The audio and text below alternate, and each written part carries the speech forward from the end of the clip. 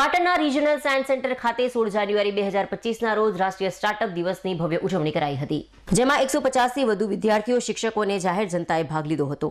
નિષ્ણાત ગાઈડ દ્વારા લોકપ્રિય ચર્ચા અને ડોક્યુમેન્ટરી શોના માધ્યમથી સ્ટાર્ટઅપ ઇન્ડિયાના 3 આધારસ્તંભો સરળીકરણ, હેન્ડ હોલ્ડિંગ, ફંડિંગ સપોર્ટ અને ઇન્સેન્ટિવ્સ તથા ઇન્ડસ્ટ્રી એકેડમી પાર્ટનરશિપ અને ઇન્ક્યુબેશન જેવા મહત્વના મુદ્દાઓ વિશે વિદ્યાર્થીઓને જાણકારી આપવામાં આવી હતી।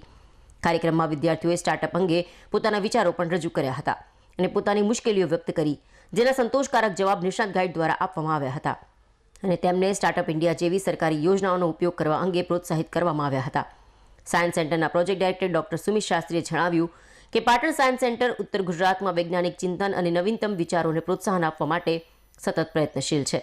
રાષ્ટ્રીય સ્ટાર્ટઅપ દિવસની ઉજવણીનો મુખ્ય હેતુ એ છે કે વિદ્યાર્થીઓ અને યુવાનોમાં નવપ્રવર્તન અને ઉદ્યોગ સાહસિકતાને પ્રોત્સાહન મળે।